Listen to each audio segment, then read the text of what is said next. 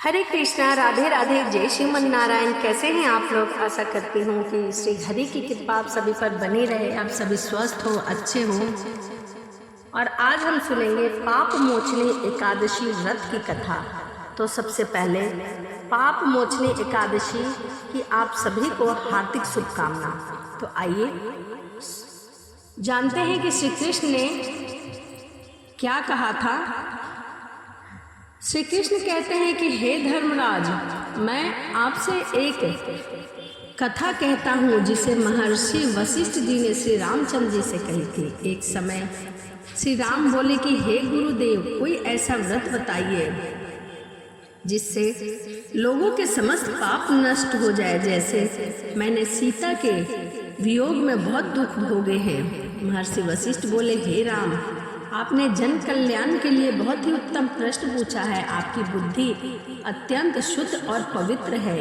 यद्यपि आपका नाम स्मरण करने से मनुष्य पवित्र और शुद्ध हो जाता है, तो भी लोकहित में यह प्रश्न अच्छा है। वैशाख मास में जो एकादशी आती है उसका नाम मोहिनी एकादशी या फिर पाप मोचनी एकादशी है। इसका व्रत करने से मनुष्य के सभी पाप और दुख नष्ट हो जाएंगे और दुखों से छुटकारा मिलेगा, मुक्ति मिलेगी। चलो मैं इसकी कथा तुम्हें विस्तार में सुनाता हूँ। प्राचीन काल में चैत्र रथ सूरत वन में चैवन ऋषि के पुत्र मेघावी तपस्या में लीन थे। एक दिन एक अप्सरा मंजू घोषा वहां से गुजरी। अप्सरा मेधावी को देखकर मोहित हो गई। अप्सरा ने मेधावी को आकर्षित करने के बहुत जतन किए, परंतु वह असफल रही।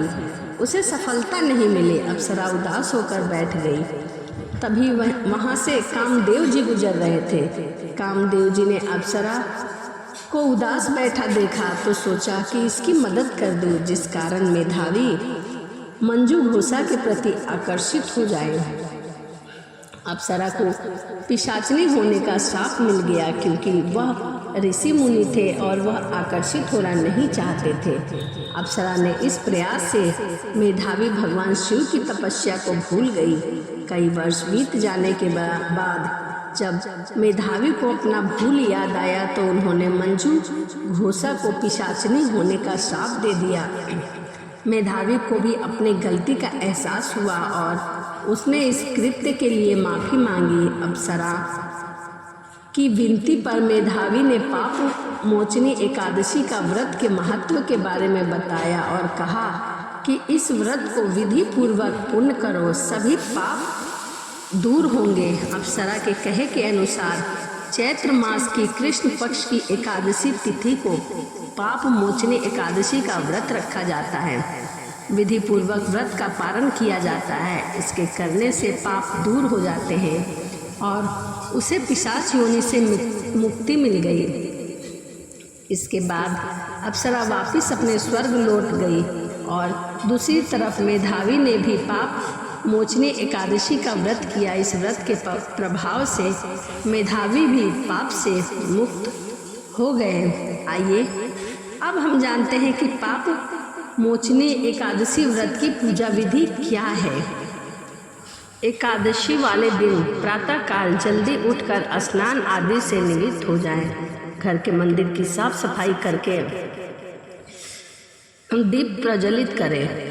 भगवान विष्णु का गंगा जल से अभिषेक करें। उसके बाद भगवान विष्णु को पुष्प और तुलसी दल अर्पित करें। अगर संभव हो तो इस दिन व्रत अवश्य रखें। भगवान की कपूर से आरती करें, भगवान को भोग लगाएं।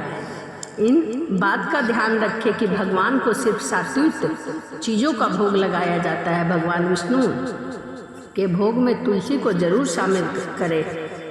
ऐसा माना जाता है कि बिना तुलसी पत्र के भगवान विष्णु भोग को ग्रहण नहीं करते हैं, इसीलिए उसमें तुलसी पत्र अवश्य शामिल करें। इस पावन दिन भगवान विष्णु के साथ साथ माता लक्ष्मी की भी पूजा अर्चना की जाती है। संभव हो तो इस दिन अधिक से अधिक भगवान का ध्यान रखें और अच्छे व्यक्ति के साथ बातचीत करें।